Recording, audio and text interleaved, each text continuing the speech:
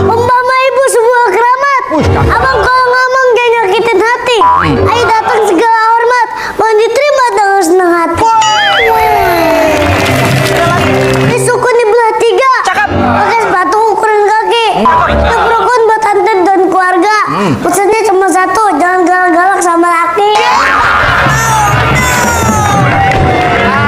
Tahu aja, Naf. Hanif, coba bilang, lu dibayar berapa sama Tyson? Ngomong lu. Ada sangka-sangka berbulu. Lewatin kali sambil digendong. Kalau ngerokok jangan minta mulu. Sekali-sekali beli dong. Tahu aja, Bintang.